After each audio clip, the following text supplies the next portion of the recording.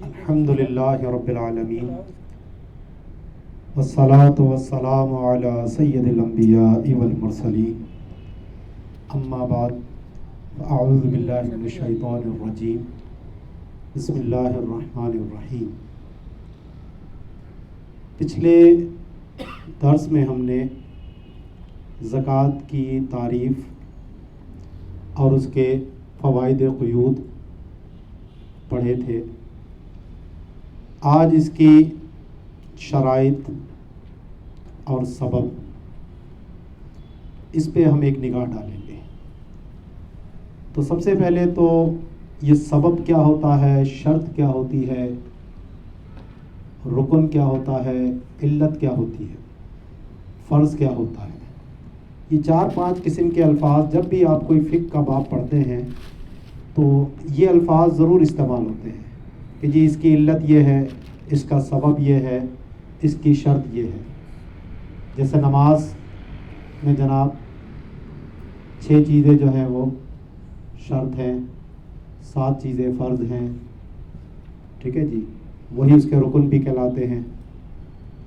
نماز کا سبب کیا ہے؟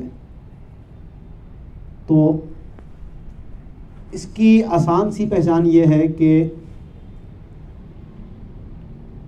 اگر وہ چیز یا تو اس شے کی ماہیت میں شامل ہوگی، داخل ہوگی، یا اس کی ماہیت سے خارج ہوگی۔ جیسے نماز کس چیز کا نام ہے؟ رکوع، سجود، قرات، یہ چیزیں فرض ہیں، یہی اس کا رکن بھی کہلاتی ہے۔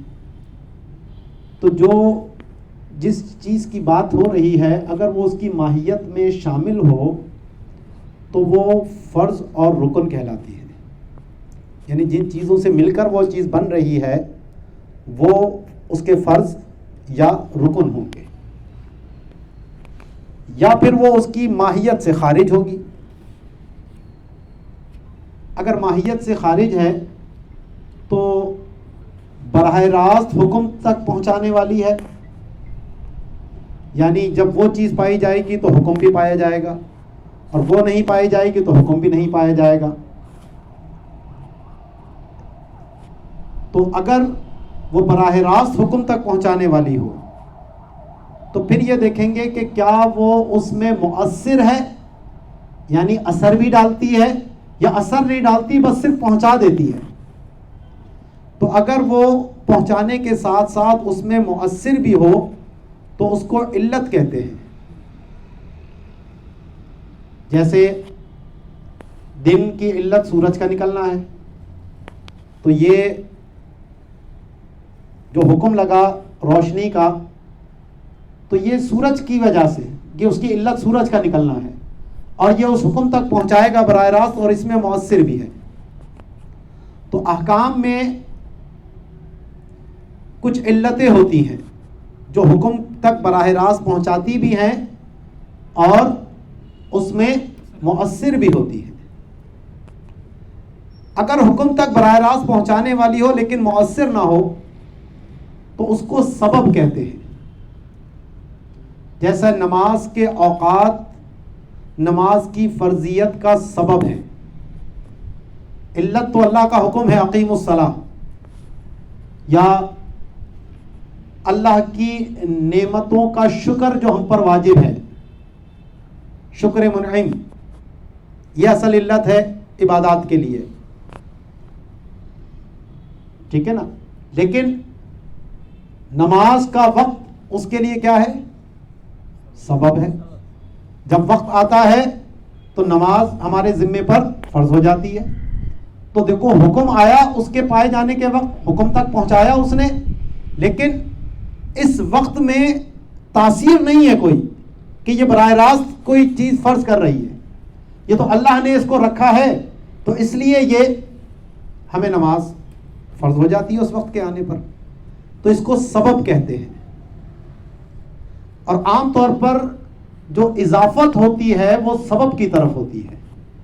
جیسے صلاۃ الظہری، تو ظہر کا وقت یہاں اضافت پائی جائے نا، ظہر کی نماز، تو یہ ظہر کا وقت سبب ہوا۔ اسی طرح ہم کہتے ہیں صدقۃ الفطری، تو فطر یعنی عید کا دن جو ہے وہ اس کے لیے سبب ہوتا ہے. تو اسی طرح یہاں زکوٰۃ المال، مال کی زکوٰۃ، تو مال جو ہے یہ سبب ہوتا ہے زکوٰۃ کی فرضیت کے لیے. ٹھیک ہے. اور اگر وہ حکم تک پہنچانے والی نہ ہو، بس یہ کہ جس وقت وہ پائی جائے تو حکم کے لیے ان کا ہونا ضروری، لیکن ان کے ہونے سے حکم کا ہونا ضروری نہ ہو، تو اس کو شرط کہتے ہیں. جیسا کہ طہارت، استقبال قبلہ، ستر عورت وغیرہ جو نماز کی ادائیگی کے لیے کیا ہیں؟ شرط ہیں. لیکن اگر کوئی ان شرطوں کو پورا کر لے تو نماز ادا ہو جائے گی؟ نہیں، رکن ادا کرنا پڑے گا. تو اس کی صحت کے لیے ان کا ہونا ضروری ہے. اذا فات الشرط فات المشروط، کہ جب شرط کی نفی ہو جائے تو اس وقت مشروط کی نفی ہو جاتی ہے. تو یہ اس کے پائے جانے کے وقت وہ پایا جائے گا، اور اگر وہ نہ پایا جائے تو یہ بھی نہیں پایا جائے گا. ٹھیک ہے. تو اس کو کیا کہتے ہیں؟ شرط کہتے ہیں. تو ماہیت میں شامل ہے تو وہ فرض اور رکن ہو گیا. اگر ماہیت میں شامل نہیں تو پھر دیکھیں گے کہ حکم تک پہنچانے والی ہے یا حکم تک پہنچانے والی. اگر حکم تک پہنچانے والی ہے تو پھر دو حال سے خالی نہیں کہ وہ اس میں مؤثر ہے یا نہیں. مؤثر ہے تو علت، اور مؤثر نہیں ہے تو سبب. اور اگر پہنچانے والی نہیں لیکن یہ کہ اس کے فوت ہونے سے حکم بھی فوت ہو جائے تو پھر اس کو شرط کہتے ہیں. اور اگر اس کے فوت ہونے سے حکم بھی فوت نہ ہوتا ہو تو پھر اس کو علامت کہتے ہیں. ٹھیک ہے. تو یہ ایک دلیل حصر کے طور پر میں نے آپ کے سامنے بیان کیا جس میں یہ ساری چیزیں بیان ہو گئی. تو اب چونکہ بات آگے چلی ہے شرط کی، تو فرماتے ہیں وَشَرْطُ اِفْتِرَادِهَا عَقْلٌ وَبُلُوغٌ وَإِسْلَامٌ وَحُرِّيَّةٌ وَالْعِلْمُ بِهِ وَلَوْ حُكْمًا كَكَوْنِهِ فِي دَارِنَا. تو اب شرائط کی بھی جو ہیں وہ دو قسمیں ہیں یہاں پر. ایک شرط وجوب اور دوسری شرط ادا. شرط وجوب کا مطلب یہ ہے کہ اگر یہ شرائط پائی جائیں گی تو زکوٰۃ فرض ہوگی، اور ادائیگی لازم اس فوری ہوئی یا نہیں یہ موقوف ہے شرط ادا کے پائے جانے پر. کہ جیسے دین ہے تو دین کی زکوٰۃ فرض تو ہے، لیکن اس کی ادائیگی کب لازم آتی ہے؟ کہ جب اس دین کے اوپر قبضہ ہو. پھر اس کی آگے تفصیل ہے کہ دین قوی ہے، دین متوسط ہے یا دین ضعیف ہے. تو دین قوی ہو یا دین ضعیف ہو اس کی زکوٰۃ تو فرض ہو رہی ہے، لیکن ادائیگی کب لازم آئے گی؟ جب اس پہ قبضہ ہو. دین قوی ہے تو خمس پر قبضہ ہو جائے، اور دین متوسط ہے تو نصاب پر قبضہ ہو جائے. ٹھیک ہے نا. تو یہاں جو یہ انہوں نے 5 شرطیں جو بیان کی ہیں یہ شرط وجوب ہیں. اگر ان میں سے ایک شرط بھی مفقود ہو جائے تو اصلاً زکوٰۃ فرض ہی نہیں ہوتی. مطلب کہ ماضی میں اگر اس کے پاس مال موجود بھی رہا ہو اور ان میں سے ایک شرط بھی مفقود تھی تو اس کے اوپر زکوٰۃ فرض نہیں ہوگی. تو سب سے پہلی انہوں نے جو شرط بیان کی ہے وہ ہے عقل، اور دوسری بیان کی بلوغ.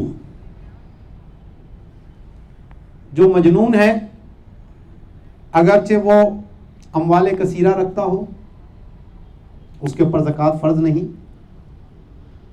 اب اگر جنون اصلی ہے یعنی پیدائشی مجنون ہے تو اس کے اوپر تو مطلقاً نہیں ہے.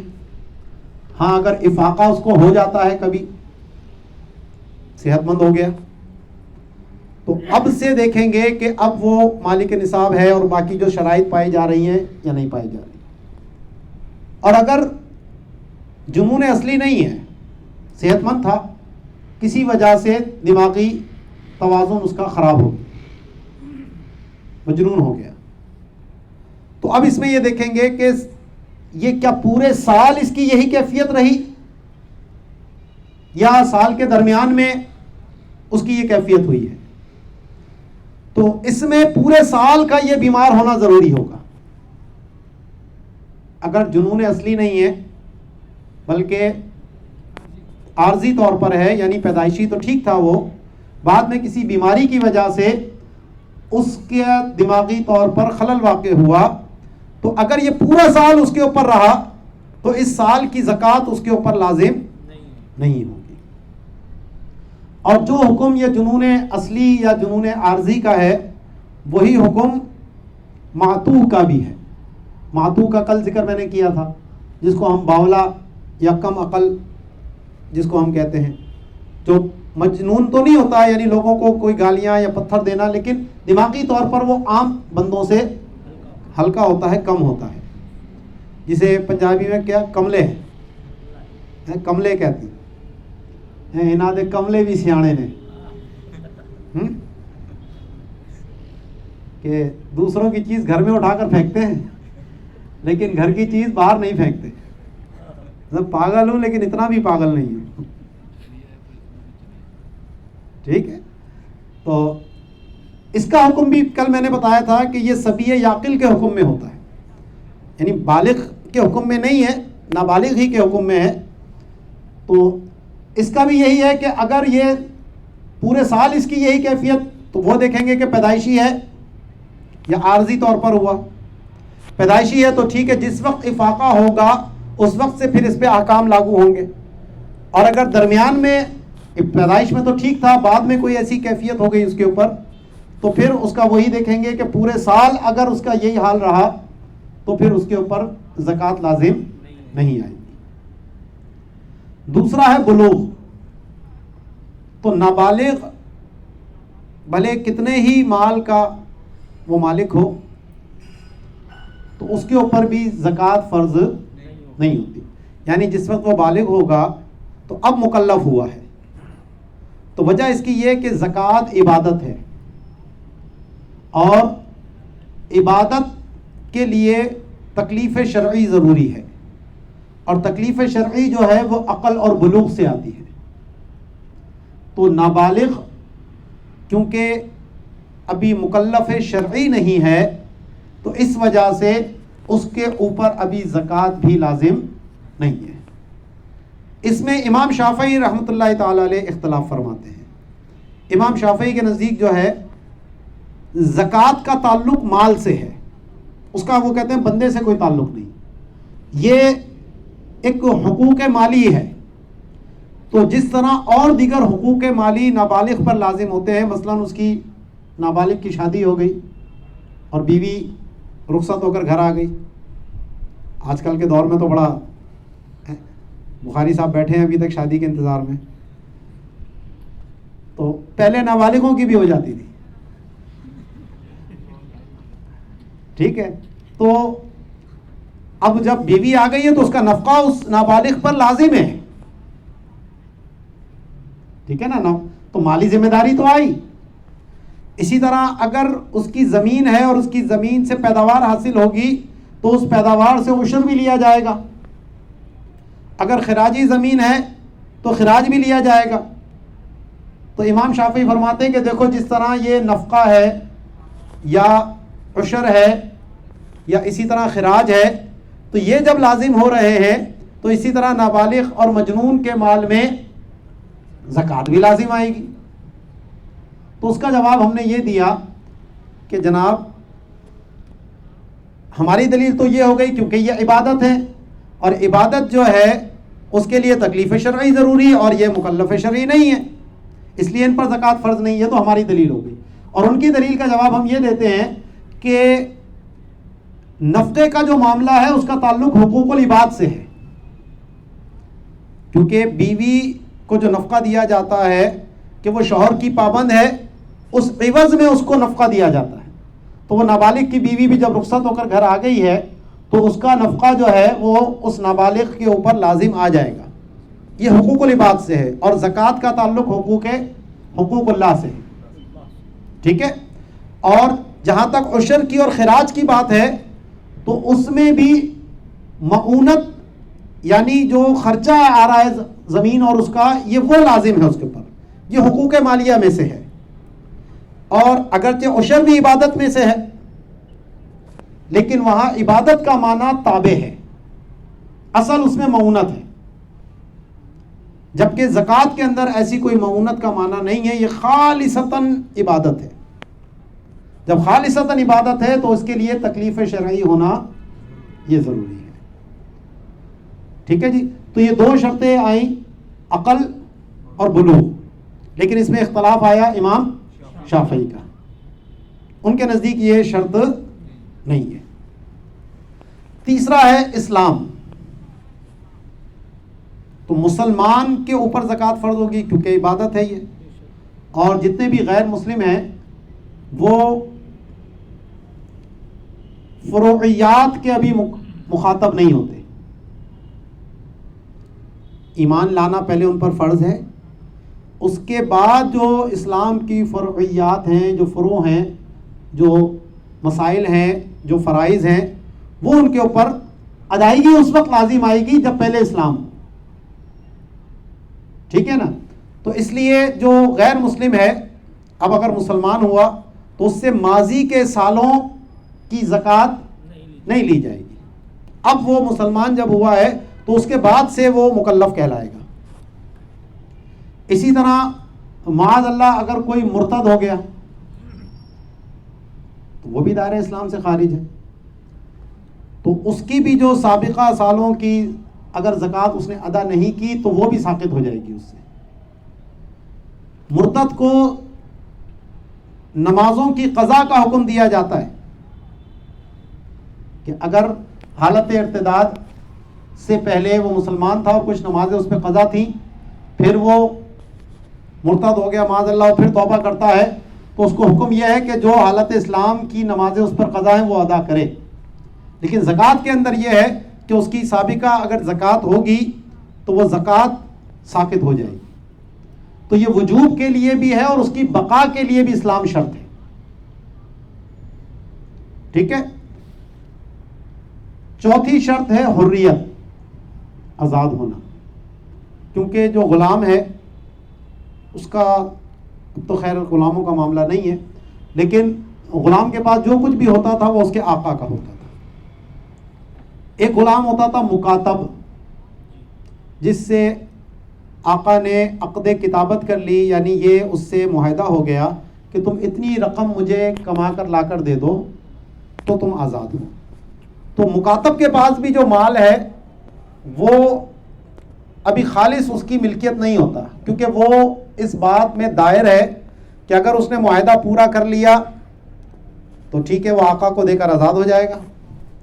لیکن اگر وہ اس معاہدے کو پورا نہیں کر پایا, مثلا اس کی کوئی ٹائم لیمٹ بھی تھی کہ 2 سال میں 1 سال میں تم اتنا مال لے آؤ, تو جب اس ٹائم میں وہ پورا نہیں کر پایا تو وہ سارا مال آقا کا خود بخود ہو جائے گا.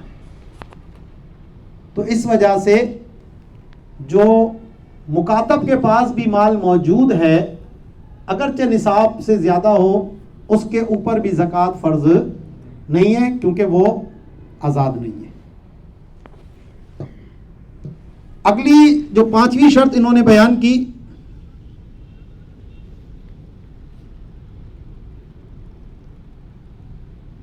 والعلم به ولو حکما ککونہ فی دارنا, کہ زکوٰۃ کی فرضیت کا علم ہونا اگرچہ حکمن ہی کیوں نہ ہو, تو حقیقتاً تو یہ کہ اسے پتا ہو کہ جناب زکوٰۃ فرض ہے. اور اگر کوئی شخص دارالاسلام کے اندر موجود ہے تو دارالاسلام میں ہونا ہی اس بات کے لیے کافی ہے کہ اس کو علم حاصل ہو گیا ہے کہ زکوٰۃ فرض ہے. مثلاً اگر کوئی ایسی جگہ پر مسلمان ہوا جہاں پر دین کی معلومات عام نہیں ہیں, غیر مسلم ممالک میں ہیں, اور مسلمان ہونے کے بعد اسے پتہ ہی نہیں چلا کہ جناب مال پر زکوٰۃ بھی فرض ہوتی ہے، تو جب تک اس کو علم نہیں ملا تو وہ عمل کیسے کرے گا؟ تو اس لیے جب تک اس کو علم نہیں ہوا اس وقت تک اس پہ زکوٰۃ فرض نہیں ہوئی. ہاں جیسے ہی علم ہوا اب اس کے اوپر زکوٰۃ فرض ہو گئی. لیکن جو دارالاسلام میں اسلامی ممالک کے اندر جو غیر مسلم مسلمان ہوگا تو یہاں پر جہالت عذر نہیں ہوتی، کیونکہ کسی سے بھی پوچھ سکتا ہے وہ کہ جی مجھے اسلام کے احکام بتائیے، یا مسلمانوں کو دیکھے گا کہ وہ صدقہ کر رہے ہیں، اپنے پیسے خرچ کر رہے ہیں، تو پوچھے گا بھائی کیوں کر رہے ہو؟ جی زکوٰۃ دے رہے ہیں. کیا زکوٰۃ کیا ہوتی ہے؟ جی وہ یہ ہوتی ہے. تو اس لیے علم یا تو حقیقتاً علم ہونا دارالحرب کے لیے ہے، یا ایسی جگہ پر جہاں مسلمانوں سے میل جول نہیں ہے، علم کا حصول اس کے لیے ممکن نہ ہو. اور اگر آج کے دور کے حساب سے دیکھا جائے تو آج انسان کہیں پر بھی ہو، جنگل میں بھی بیٹھا ہو، اس کے لیے علم حاصل کرنا آسان ہے. آج صرف ایک موبائل چاہیے، گوگل بابا زندہ باد. بھائی اسلام کے بنیادی احکام کیا ہیں؟ یوں لکھو گے سب آ جائے گا سامنے. انگلش میں بھی آ جائے گا، عربی میں بھی آ جائے گا، فرنچ میں بھی آ جائے گا، لیٹن میں بھی آ جائے گا. جس زبان میں لکھو گے سب جگہ مل جائے گا آپ کو آج. تو اس اعتبار سے اگر دیکھا جائے تو دنیا کا ہر حصہ اس وقت دارالاسلامی کے حکم میں آ گیا، اس علت کے اعتبار سے کہ علم حاصل کرنا اس کے لیے آسان ہے اور ممکن ہے. ہاں اگر کوئی ایسے جنگل میں ہو، ایمیزون وغیرہ کے جنگل میں، کہ جہاں پر سورج کی روشنی بھی نہیں پہنچ رہی، تو بندہ نہ بندے دی ذات ہوئے. تو اگر اس طرح کی کوئی جگہ پہ ہے کہ کوئی پتہ ہی نہیں ہے، کوئی ایک دفعہ گزرا تھا، اس کو کلمہ پڑھا کے اسلام کیا ہے، توحید کیا ہے، رسالت کیا ہے بتا کے چلا گیا وہاں سے، اب اس کو آگے معلوم ہی نہیں تھا کچھ، تو اس طرح کا اگر کوئی کیس ہے تو پھر اس کے لیے حقیقی علم ہونا یہ ضروری ہوگا. ٹھیک ہے جی. تو کتنی شرطیں ہو گئیں؟ 5. کون کون سی؟ عقل، بلوغ، اسلام، حریت اور زکوٰۃ کی فرضیت کا علم ہونا، حکمن ہو یا حقیقتاً. تو حقیقتاً کا تعلق دارالحرب سے ہے اور حکمن کا تعلق دارالاسلام، یعنی ایسی جگہ جہاں مسلمانوں کی اکثریت ہے، مسلمانوں کی حکومت ہے، مسلمان وہاں عام پائے جاتے ہیں. ایک چیز یہاں پوچھنی ہے کہ جو اسلام کے اندر اگر کوئی شخص معاذ اللہ مرتد ہوتا ہے تو اس سے پچھلی زکوٰۃ کیوں ثابت ہوتی ہے؟ اس لیے کہ زکوٰۃ یہ خالصتاً عبادت تھی، اور اس عبادت کا اہل وہ شخص رہا ہی نہیں، یہ اس کی محرومی ہے، یہ اس کو چھوٹ نہیں ملی کہ اس کے مال کے اندر جو گندگی آئی وہ گندگی دور اب ہونے کے قابل نہیں رہی. پھر کیا کرے؟ اب اسلام لے آیا دوبارہ، توبہ کرے، ویسے ہی صدقہ و خیرات کرنا چاہے تو کرے. وَسَبَبُهُ، اب جو زکوٰۃ کا سبب ہے، یعنی اس کے فرض ہونے کا سبب، تو فرماتے ہیں ملک نصاب، نصاب کا مالک ہونا. اچھا، بعض کتابوں میں کنز وغیرہ کے اندر اس ملک نصاب کو شرائط میں شمار کیا ہے، اور یہاں پر ماتن نے اس کو سبب کے اندر شمار کیا. تو علامہ شامی نے نیچے یہاں پر بڑی اچھی گفتگو کی ہے، اور اس کا جو خلاصہ یہاں انہوں نے بیان کیا وہ یہ ہے کہ یہاں 2 چیزیں ہیں. ایک ہے وہ مال کی مقدار جس کو ہم نصاب کہتے ہیں، یعنی 200 درہم، ٹھیک ہے، اور ایک ہے اس مال کا مالک بننا، ٹھیک ہے. تو یہاں پر جو انہوں نے سبب قرار دیا ہے وہ ہے کہ نصاب کا مالک بننا، یعنی یہاں پر اضافت جو ہے وہ مفعول کی طرف ہے، یعنی کسی بندے کا اتنے مال کا مالک بننا، یہ سبب ہے. اور وہ جو مال ہے یعنی المال المملوک، تو وہ شرط ہے. یعنی وہاں پر اضافت جو ہے وہ موصوف کی صفت کی اضافت موصوف کی طرف ہے. ملک النصاب ای النصاب المملوک،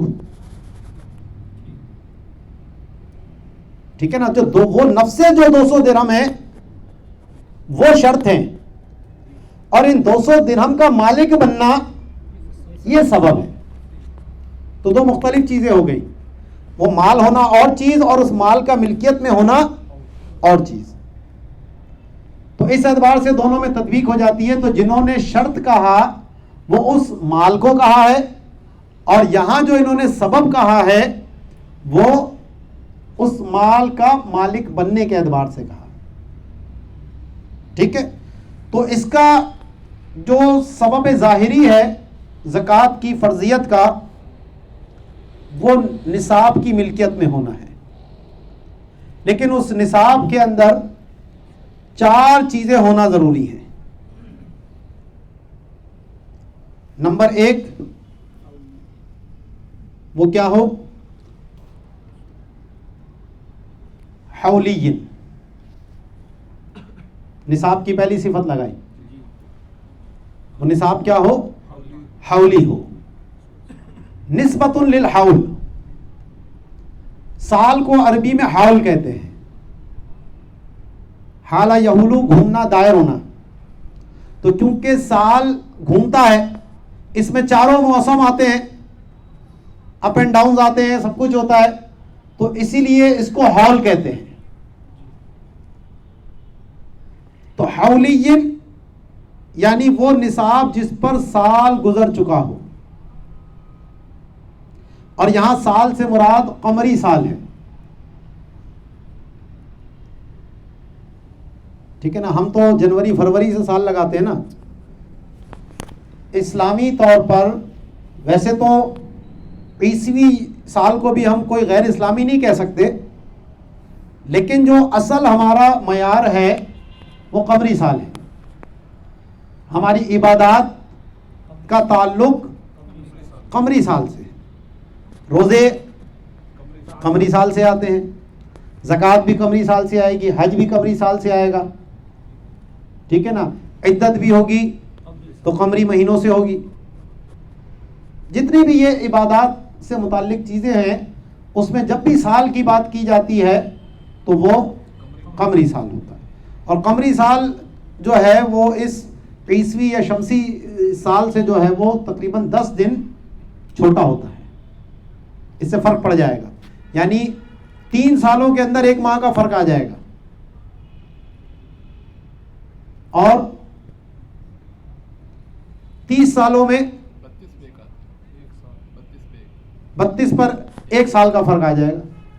تو اب اگر کوئی شخص شمسی سال سے زکوٰۃ دیتا رہا تو 32 سال بعد گویا 1 سال کی زکوٰۃ اس کی رہ گئی، گناہ گار ہوا. تو اس لیے سال کا حساب آپ نے، اچھا اس کے لیے کوئی ٹائم نہیں ہے کہ رمضان میں زکوٰۃ فرض ہو، ایسا کچھ بھی نہیں ہے. اس کا تعلق نصاب سے ہے. تو جس وقت انسان کے پاس نصاب کی مقدار مال آئے گا اس کا سال شروع ہو گیا. یعنی ہر ایک کا اپنا اپنا سال ہے. زکوٰۃ کی فرضیت ہر ایک کے اپنے اعتبار سے مختلف ہو سکتی ہے. تو اور زکوٰۃ جب فرض ہو جائے تو اس کو فوری دینا بھی لازم ہے، اس میں تاخیر نہیں کی جائے گی. تاخیر کرے گا تو گناہ گار ہوگا. تو اب مثال کے طور پر شعبان میں اس کا سال پورا ہو گیا اور وہ چاہتا ہے کہ جی میں رمضان میں زکوٰۃ دوں. ایک کا جو ہے وہ 70 گنا ملے گا، ثواب پڑ جائے گا. تو اب وہ تاخیر نہیں کر سکتا رمضان آنے کا. ابھی اس کو فوری دینی ہوگی.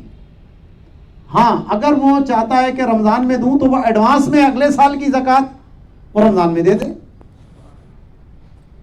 ابھی تو شعبان کا سال پورا ہوا, ابھی دے دی, اور اب اگلے سال کی وہ چاہتا ہے تو وہ ابھی رمضان میں نکال دے بھائی, جتنی نکالنی ہے اس کو ایڈوانس میں دے دے اور ثواب مل گیا زیادہ اس کو. ٹھیک ہے نا. تو اس لیے بعض اکثر لوگوں کا یہ ہے کہ جی رمضان میں زکوٰۃ دیں گے. ہمارے وہ جو دینی ادارے بھی ہیں نا, وہ سب رمضان میں زکوٰۃ کلیکشن ہو رہی ہوتی ہے. تو یہ عجیب ہمارے معاشرے میں ایک تصور ہے, یا عدم علم کہیے, جہالت کہیے, مسائل سے ناواقفی کہیے, کہ وہ رمضان میں سب زکوٰۃ نکال رہے ہوتے ہیں, زکوٰۃ کا حساب کر رہے ہوتے ہیں. حالانکہ رمضان کا زکوٰۃ سے کوئی تعلق نہیں, اس کا تعلق روزوں سے ہے, زکوٰۃ کا تعلق مال سے ہے. تو جب بھی آپ کا سال, مثال کے طور پر 10 محرم کو اگر کسی کے پاس مال آیا, تو جیسے ہی 10واں محرم شروع ہوگا, صبح ہوگی, اس پہ زکوٰۃ کی ادائیگی فرض ہو گئی. تو جب بھی انسان کے پاس مال آئے تو وہ اس وقت حساب لگا لے کہ میرے پاس کتنا مال آیا. بعض لوگ کمیٹی ڈالتے ہیں, ویسے تو پیسے نہیں جڑ رہے, تو کمیٹی میں جناب 3-3 ہزار روپے کر کے, یا 5-5 یا 10-10 ہزار روپے کر کے جمع ہو رہا ہے. تو ابھی تو نصاب کی مقدار نہیں پہنچا, لیکن اگر وہ جیسے ہی نصاب کی مقدار پہنچا تو اب اس وقت سے سال اس کا شروع ہو گیا. اب اگلا جب سال آئے گا اسی تاریخ کو, تو پھر اس پہ زکوٰۃ ادائیگی کرنا فرض ہو جائے گی. تو یہ ہر ایک کو چاہیے کہ اپنے مال کا حساب کتاب لگا کر رکھے, اس طرح اس کو پتہ ہونا چاہیے. لیکن اگر کوئی بھول گیا کہ جی میرا سال کون سا تھا, تو کوشش کرے یاد کرنے کی. اگر بالکل کچھ اس کو سمجھ نہیں آتی تو پھر وہ آسانی کے لیے یکم رمضان یا 2 رمضان کچھ بھی کر لے اور اضافی کچھ نکال لے, تاکہ اگر بیچ میں کچھ دنوں کی کمی زیادتی ہو رہی ہے تو وہ اس کی پھر ادا ہو جائے, اور پھر اس سے سال کو پھر وہ کیلکولیشن کر کے وہ رمضان کے اوپر لے آئے. یہ اس صورت میں ہوگا جب اس کو یہ یاد نہ ہو کہ اس کا سال کس تاریخ سے شروع ہو رہا تھا. بھول گیا, بالکل اس کو یاد ہی نہیں آ رہا, نہ مہینہ یاد آ رہا ہے. جی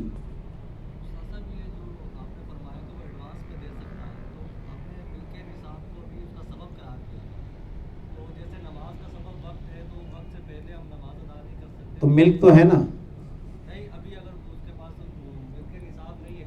تو مل کے نصاب نہیں ہے تو پھر زکوٰۃ ہی فرض نہیں ہے. پھر رمضان میں دے یا جب مرضی دے, وہ تو نفل ہے. اگلے سال کا یہ کہ نصاب جب ملکیت میں ہے تو سبب پایا گیا ہے. سال پورا ہونا یہ صحت کے لیے شرط نہیں ہے, یہ وجوب ادا کے لیے شرط ہے. اس وقت سے پہلے آپ ادا کر سکتے ہیں, یعنی ایک قسم کی یہ رخصت ہے شریعت کی طرف سے کہ ابھی آپ پر ادائیگی لازم نہیں ہوئی جب تک کہ سال آپ پر پورا نہ گزرے. تو نفس وجوب آ گیا. اسی لیے میں نے بات کی کہ نفس وجوب تو وہ 5 چیزیں ہو گئیں, اور چھٹی جو جنہوں نے اس کو النصاب المملوک کو جو شرط قرار دیا, چھٹی یہ ہو گئی. تو سبب پایا گیا, اس کے بعد مسبب پایا جائے گا. اگر اس کو پتا ہے کہ میرا نصاب شعبان میں ہی جا کر پورا ہوتا ہے اور میں ادا رمضان میں کرنا چاہتا ہوں, تو اب وہ اس وقت نہیں, نصاب پورا ہوتا ہے کا مطلب یہ ہے کہ جس وقت وہ دے رہا ہے اس وقت نصاب اس کے پاس پورا نہیں ہے, کوئی بات نہیں, کیونکہ اس کا سال بھلے اس وقت ہوگا, جس وقت سال پورا ہوگا تو اس وقت وجوب آیا اور سابقہ جو اس کی ادا ہوئی ہے وہ اس کے ساتھ شامل ہو جائے گی. سال کی ابتدا میں نصاب پورا ہونا ضروری, اور سال کے اختتام پر نصاب پورا ہونا ضروری. درمیان میں اگر نصاب میں کچھ کمی بھی آ جائے تو اس سے اس نصاب کے سال پہ کوئی فرق نہیں پڑتا. ہاں اگر سارا مال ہی ختم ہو گیا, 1 لاکھ روپے آئے تھے, نصاب کا مالک ہوا, اس نے اپنی شادی کی, شادی میں سب خرچ کر دیے, اب پھر کنگلا کا کنگلا, لیکن بیوی کی دولت گھر میں آ گئی, یہ بڑی نعمت ہے جی. ٹھیک ہے, تو اب اس کا سال ختم, لیکن 1 لاکھ تھے 50,000 خرچ کر دیے اور پھر پیسے آ گئے تھوڑے سے, تو جب سال کا اختتام ہوا پھر 1 لاکھ روپے موجود ہیں تو زکوٰۃ فرض ہے اس پر. تو تقدیم اگر نصاب موجود ہے, سال اس کا چل رہا ہے, تو تقدیم کی جا سکتی ہے کیونکہ سبب پایا گیا. جیسے نماز کا وقت سبب ہے, تو جیسے ہی وقت شروع ہوا آپ فوراً نماز پڑھ سکتے ہیں, ٹھیک ہے نا, کیونکہ سبب کے بعد مسبب پایا جائے گا. تو اس میں نصاب کے لیے پہلی شرط کیا تھی؟ حولی, یعنی اس کے اوپر سال گزرا جائے. تو نسبت للحول لحولانہ علیہ, تو حول کو حول کیوں کہتے ہیں اس کی وجہ تسمیہ بیان کرتے ہیں, کیونکہ وہ اس کے اوپر حول کرتا ہے, گزرتا ہے, دور کرتا ہے. دوسری اس نصاب کے لیے شرط ہے تامل, کہ وہ کیا ہو, اس پر ملکیت تام ہونی چاہیے, کہ نصاب میں ملکیت بھی ہو اور ملکیت تام ہو. تو بالرفع صفت ملکن, تو یہ رفع کے ساتھ ہے اور یہ ملک کی کیا ہے؟ صفت ہے. تو خرجہ مال المکاتب, تو اس قید سے جو ہے وہ مکاتب کا مال کیا ہوا؟ نکل گیا, کہ وہ مالک تو ہے لیکن تام نہیں ہے اس کی ملکیت. تو یہاں ملکیت تام ہونے کا مطلب یہ ہے کہ اس کی ملکیت بھی ہو اور اس پر قبضہ بھی ہو, حقیقتاً یا حکماً. تو مکاتب میں یہ ہے کہ ہو سکتا ہے یہ اس کے پاس رہے, ہو سکتا ہے آقا کے پاس چلا جائے, دونوں کے مابین دائر ہے. اسی طرح اس قید سے جو ہے مال مفقود نکل گیا, کھو گیا, تو کھونے سے ملکیت ختم نہیں ہوتی, لیکن اس کے اوپر سے کیا ختم ہو گیا؟ تصرف کا حق ختم ہو گیا, قبضہ ختم ہو گیا. اب نہ حقیقتاً اس پر قبضہ ہے نہ حکماً قبضہ ہے, ٹھیک ہے. دوسری چیز نکلی اس سے, تو مکاتب تو آج کے دور میں نہیں ہے, لیکن مال مفقود بہت ہے. تیسرا وساقط فی بحر, دریا یا سمندر یا نہر میں مال گر گیا, تو وہاں سے نکلنا ممکن تو نہیں ہے, بہت دشوار ہے.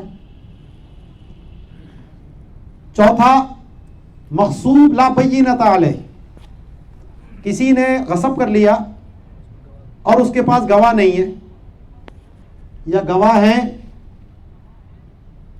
تو ہمارے جیسے ملک کا قانونی نظام ہے جہاں بیچارہ جو حقدار بھی ہے تو جب تک وہ جوتیاں نہ گھسلے نسلیں گزر جاتی ہیں مغصوب سے قبضہ چھڑانے میں.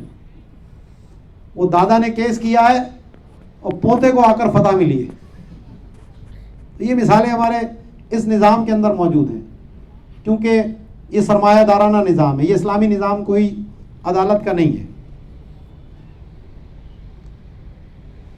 تو مغصوب ہے, کسی نے غصب کر لیا, قبضہ جما لیا زبردستی, اور اس کے پاس کوئی گواہ بھی موجود,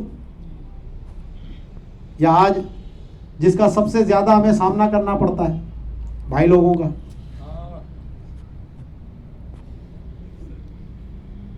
لے گئے جی لوٹ کر.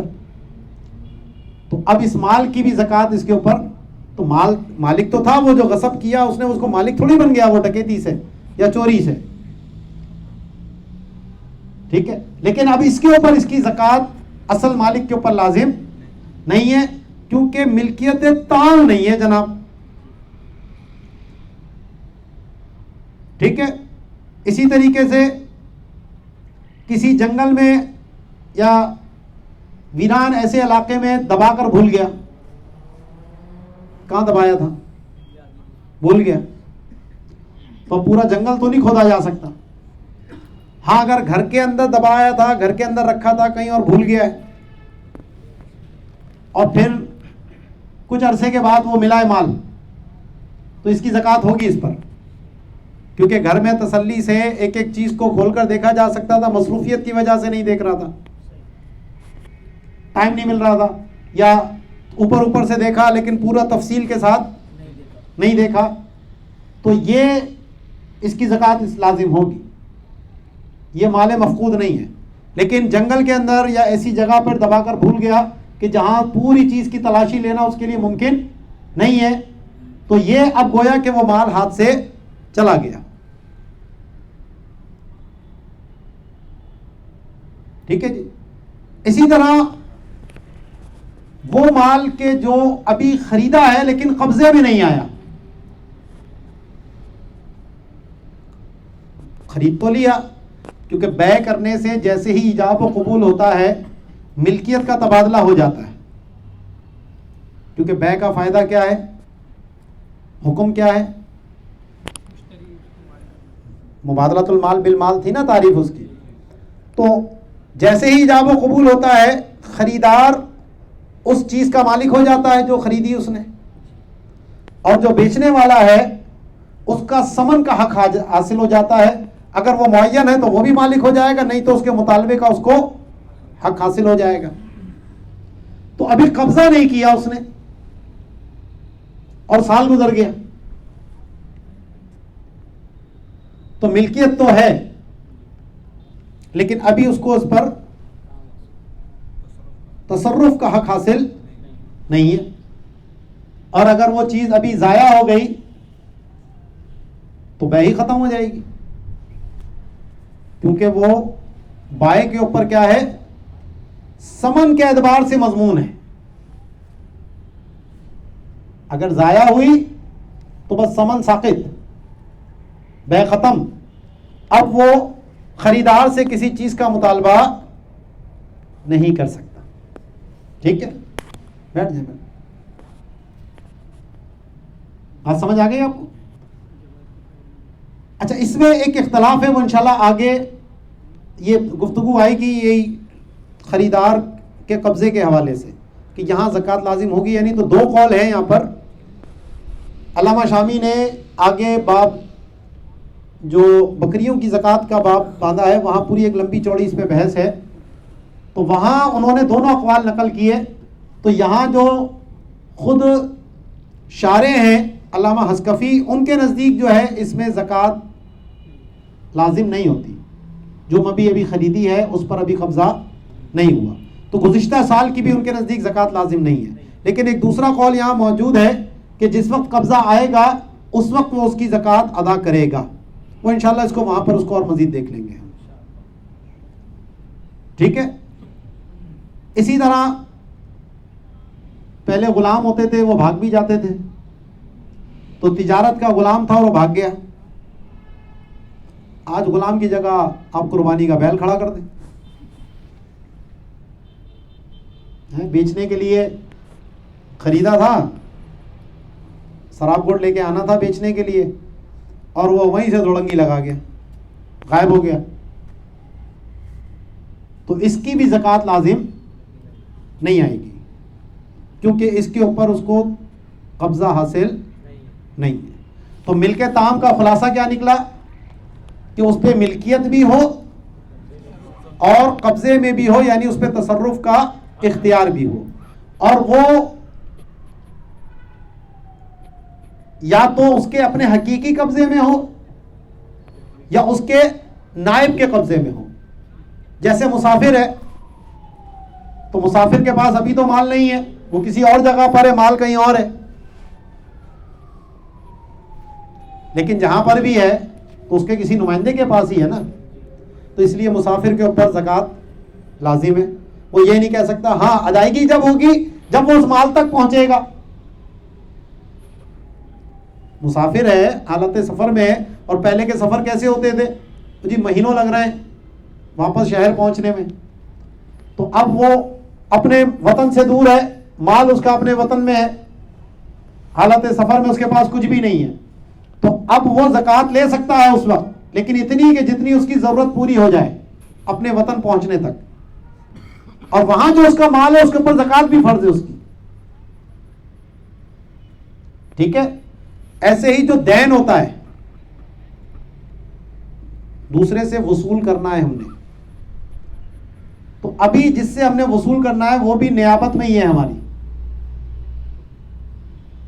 جبکہ وہ اقرار کرتا ہوں کہ ہاں جی پیسے دینے ہیں. ہاں اگر مکر گیا یا دے دیں گے کھاتے کماتے, جیسے آج کل ہمارے یہاں ہوتا ہے, اور کورٹ میں جا کر اس سے وصول کرنے کی کوئی صورت نہیں ہے, جا لے سکتا ہے تو لے لے, تو پھر ایسی صورت میں جب وہ منکر ہو گیا اور اس کے پاس کوئی قبضہ نہیں, کوئی گواہ نہیں, ایسی صورت کہ جا کر وہ مال کو وصول اس سے کر سکے, تو یہ بھی گویا کہ مال ہاتھ سے چلا گیا. ٹھیک ہے. تو یہ بھی اسی حکم میں آ جائے گا کہ اس کے اوپر ملکیت تام حاصل نہیں رہی. ہاں اگر وہ اقرار کرتا ہے یا اس کے پاس ثبوت موجود ہیں, تحریری گواہ ہے یا اسٹیمپ پیپر پہ لکھا ہے, یا جو ہمارے قانون کے تقاضے ہیں وہ سارے اس نے پورے کر رکھے ہیں کہ جناب اگر یہ نہیں دے گا تو میں جا کر کورٹ سے اس کو حاصل کر لوں گا, تو پھر یہ اس کے اوپر زکوٰۃ لازم آئے گی. ٹھیک ہے جی. جیسے اگر کسی کی تنخواہ 2-3 مہینے کی رہ گئی ہو, اس کو بھی شامل کرے گا نصاب؟ بالکل شامل کرے گا. اگرچہ ملی نہیں ہے ابھی تک.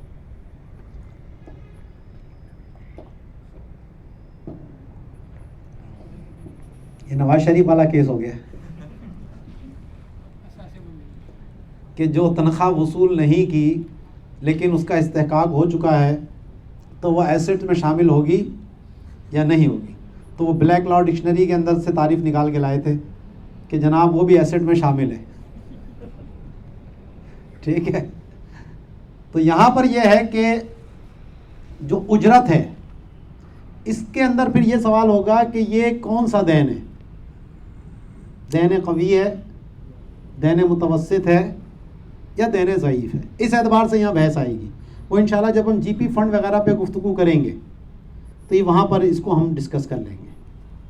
ٹھیک ہے نا. یہ گفتگو آنی ہے آگے جی پی فنڈ کے مسئلے پر کہ وہاں زکوٰۃ کیسے دی جائے گی, اور وہ جو تنخواہی کا حصہ ہوتا ہے کہ جو جمع ہو رہا ہوتا ہے اور ریٹائرمنٹ کے وقت یا بعد میں ملتا ہے. وہ اسی سے متعلق ایک اور چیز آگے, رہن, کہ جو چیز رہن رکھوائی گئی ہے, مثلا قرضہ لیا اور سونا یا چاندی تھی اور وہ رہن رکھوایا ہے, تو اس جو رہن شدہ مال ہے اس کی زکوٰۃ دونوں میں سے کسی پر بھی لازم نہیں ہوتی. جس نے رہن رکھا وہ تو مالک ہی نہیں ہے, وہ تو صرف اس لیے ایک شیورٹی کے طور پر رکھ رہا ہے, ضمانت کے طور پہ رکھ رہا ہے کہ اگر اس نے میرا قرضہ ادا نہیں کیا تو میں اس سونے کو بیچ کر اس کے ذریعے میں اپنا قرضہ حاصل کر لوں گا. ٹھیک ہے نا. اور جس نے رہن رکھوایا ہے, کیونکہ رہن عقد لازم ہے, جب تک وہ اس کا قرضہ ادا نہیں کرے گا رہن رکھنے والے کا یہ حق ہے کہ وہ اس رہن کو روک کر رکھے, بھلے 1 روپیہ بھی اس کا رہ گیا. ایسا نہیں ہے کہ آدھا قرضہ دے دیا تو آدھا واپس لے لو. جب تک پورا اس کو قرضہ واپس نہ مل جائے اس رہن کو رکھنے کا حق اس کو حاصل ہے, اور یہ عقد لازم ہے. اس لیے اس کا ید اس پہ سے ختم ہو گیا ہے. جب ید ختم ہو گیا تو وہی بات آ گئی کہ ملکیت تو ہے لیکن ملک تام نہیں ہے. تو اس تام کی قید سے یہ اتنے سارے مسائل نکلے ہیں. سمجھ آ گئی نا. تو یہاں ملکیت تام نہیں ہے اس لیے زکوٰۃ فرض نہیں ہو رہی, کیونکہ جو سبب تھا نصاب کا ملکیت ہونا, ان میں یہ 4 شرطوں کا ہونا, 4 صفات کا ہونا یہ ضروری تھا.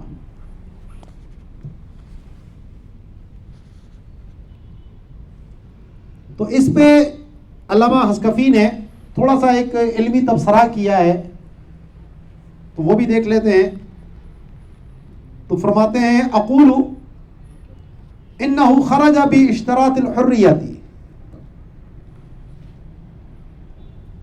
کہ اس تام کی قید لگا کر ماتن نے مکاتب کے مال کو نکالا ہے. تو اس پہ وہ تبصرہ کرتے ہوئے کہتے ہیں علامہ حسکفی کہ جناب اس قید کی ضرورت نہیں تھی، کیونکہ پیچھے جب حریت کی قید لگا دی تو اس حریت کی قید سے مکاتب کا مال تو ویسے ہی نکل گیا. تو جو چیز پہلے ہی نکل گئی، نکلے ہوئے کو کیا نکالنا، مرے ہوئے کو کیا مارنا، وہ تحصیل حاصل محال ہے. تو جو چیز پہلے ہی حاصل ہے اس کو کیا حاصل کرنے کے لیے قید لگانا. تو فرماتے ہیں کہ انہ خرج باشتراط الحریت، کہ مال مکاتب جو ہے یہ تو حریت کی شرط کی وجہ سے پہلے ہی نکل چکا ہے. ایک بات. دوسری کہتے ہیں علا، مزید یہ کہ عربی میں جب یہ علا کا لفظ اس طرح لا کر بات کرتے ہیں تو مزید یہ کہ ترجمہ ہوتا ہے، ترقی کے لیے آتا ہے یہ، یعنی پچھلی بات کے ساتھ ساتھ مزید یہ بات بھی اس کے اندر پائی جا رہی ہے کہ ان المطلق ینصرف للکامل. آپ نے اصول فقہ میں پڑھا ہوگا المطلق یجری علی اطلاقہ اور والمطلق یراد بہ الفرد الکامل، کہ مطلق سے جو ہے اس کا فرد کامل مراد لیا جاتا ہے. اور فرد کامل وہی ہے کہ جس میں انسان کو رقبہ یعنی ملکیت بھی حاصل ہو اور ید یعنی قبضہ بھی حاصل ہو، وہی فرد کامل ہے. ملکیت کا صرف مالک ہے، قبضہ نہیں ہے، تو ملکیت ناقص ہے وہاں پر. تو جب ملک و نصاب کہہ دیا انہوں نے تو اس ملک کے نصاب سے فرد کامل مراد لیں گے یعنی تام مراد لیں گے. تو اس لیے یہاں پر اس تام کے کہنے کی ضرورت نہیں تھی. ان دونوں باتوں کا علامہ شامی نے جواب دیا نیچے. پہلی بات کا جواب تو یہ دیا کہ جناب یہاں بات ہو رہی ہے سبب کی، اور حریت کا ذکر کہاں آیا تھا؟ شرطوں میں آیا تھا. تو شرطوں کے تحت اگر کوئی چیز نکلی ہو تو ضروری نہیں کہ سبب کے تحت بھی وہ نکل جائے. تو اس لیے یہ کہنا کہ وہ پہلے ہی نکل گیا تھا پھر نکالنے کی کیا ضرورت، تو یہ درست نہیں ہے، وہ موجود تھی. اور دوسرا یہ جو کہا کہ فرد کامل مراد ہوتا ہے، تو کہا کہ یہ اس وقت ہوتا ہے جناب کہ اگر ماتن نے تام کی قید نہ لگائی ہوتی اور وہاں کوئی اعتراض اگر کرتا کہ جناب ماتن کو تام کہنا چاہیے تھا، تو وہاں اس کو عذر پیش کرنے کے لیے جواب دیا جاتا ہے کہ بھائی تام نہیں کہا تو کیا ہو گیا، ملک سے مراد ملک کامل ہوگی، اور ملک کامل وہی ہوتی ہے جس پہ ملکیت بھی ہو اور قبضہ بھی ہو. تو ایسا جواب اعتراض دور کرنے کے لیے دیا جاتا ہے. اگر ایک چیز پہلے سے نکل بھی رہی ہو، واضح ہو رہی ہو، اسی کو مزید وضاحت کے لیے اگر قید لگا دی جائے تو یہاں پر کیونکہ فرد ناقص مراد نہیں ہے، فرد کامل ہی مراد ہے، اسی لیے ماتن نے تام کی قید بالکل درست لگائی ہے. اور علامہ شامی فرماتے ہیں کہ حتیٰ کہ جو متون اختصار کے لیے ہوتے ہیں اور صرف انہی قیودات کو بیان کرتے ہیں جو ضروری ہوتی ہیں، فالتو لفظ لے کر نہیں آتے متون، اسی لیے مختصر ہوتے ہیں. تو جو ملتقا ہے، کنز ہے اور دیگر متون ہیں، ان میں بھی یہ ملک تام کی قید موجود ہے، ملک کے ساتھ ساتھ تام کی قید بھی موجود ہے. تو اس لیے ماتن نے جو یہ قید لگائی ہے وہ بالکل درست ہے. اور اس پہ جو علامہ حسکفی نے دو اعتراض دیے ہیں وہ درست نہیں بنتے. یہاں پر آگے فرماتے ہیں وَدَخَلَ مَا مَلَكَ بِسَبَبٍ خَبِيثٍ كَمَغْصُوبٍ خَلَطَهُ إِذَا كَانَ لَهُ غَيْرُهُ مُنْفَصِلٌ عَنْهُ يُوَفِّي دَيْنَهُ. اب یہ یہاں بڑی زبردست بحث ہے کہ ایک تو پہلی بات یہ یاد رکھیے کہ اگر کسی کے پاس کوئی مال حرام ہے، سود سے کمایا، رشوت سے کمایا، غصب کیا، اس طرح کا جو بھی مال غیر اس کے پاس آ گیا تو خبیث مال ہے، تو اس کے اوپر زکوٰۃ فرض نہیں ہوتی. اب بخاری صاحب کہیں گے لو جی یہ تو مزے میں آ گیا، تو مزے میں نہیں آیا، مالک ہی نہ ہوا.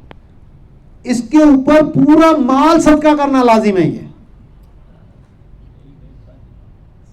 زکوٰۃ تو یہ تھی کہ تھوڑا حصہ دے کر بقیہ کو ستھرا کر لیا جائے، یہاں تھوڑا دے کر ستھرا نہیں ہوگا. سترا ہے ہی سارے کے سارے. ٹھیک ہے نا، یہ پورا کا پورا ہی دینا ہے اس نے. اس لیے یہاں کہا جا رہا ہے کہ اس پہ زکوٰۃ فرض نہیں ہے، کھلی چھٹی نہیں دی جا رہی بلکہ پورا کس کے باندھا جا رہا ہے. یہاں جو یہ انہوں نے مسئلہ بیان کیا وہ یہ ہے کہ کسی نے کوئی چیز غصب کی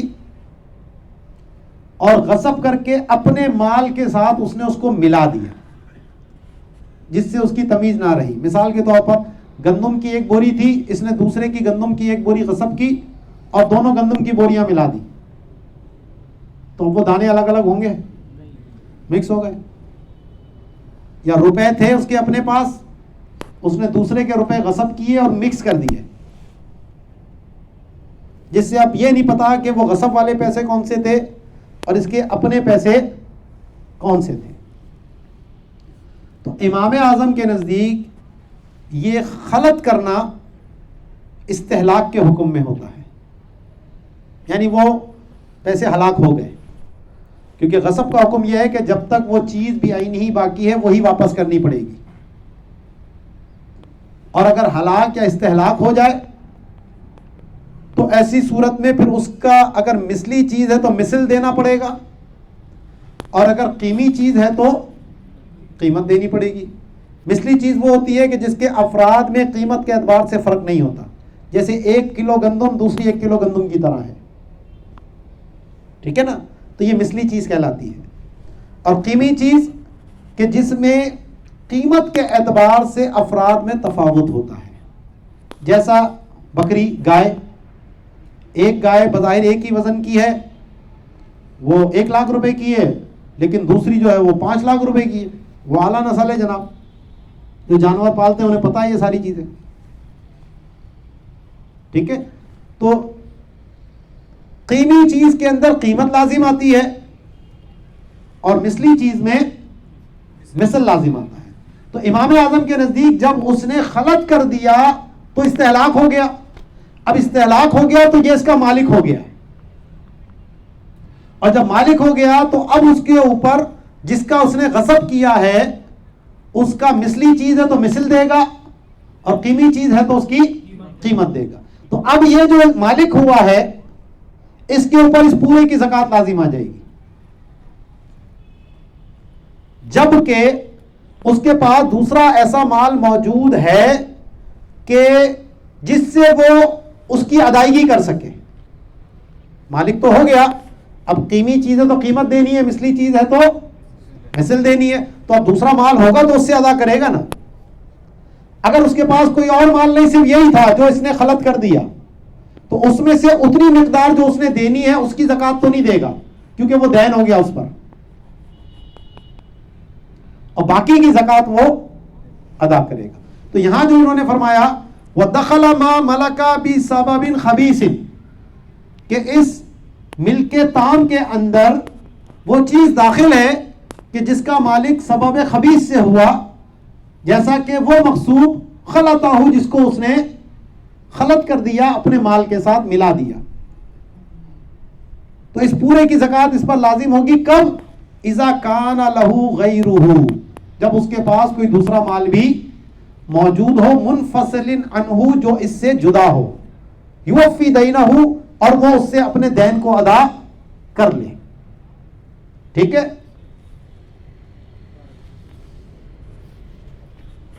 ٹائم ہمارا ہو گیا ہے، تفصیل بہت چل رہی ہے.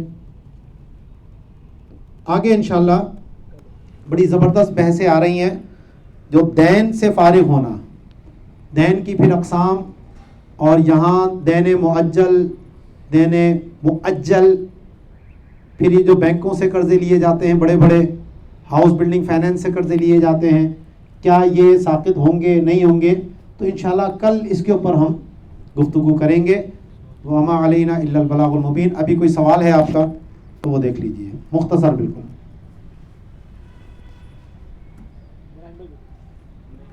ٹھیک ہے, میرا خیال تقریباً اتنی تفصیل تو میں نے بتا دی ہے. مجنون اور ماتو کے اندر حالت اور حالت ایتا اگر اکثر ساتھ رہتا ہے تو اس کو کل کے حکم میں لیں گے یا نہیں؟ ٹھیک ہے جی, چلیں. الحمدللہ رب العالمین. جزا اللہ عنا سیدنا و مولانا محمد صلی اللہ تعالی علیہ وسلم اہلہ. اللہم ربنا آتنا فی الدنیا حسنۃ و فی الآخرۃ حسنۃ و قنا عذاب النار. وصلی اللہ تعالی علی خیر خلقہ محمد وعلی آلہ وصحبہ اجمعین برحمتک یا ارحم الراحمین.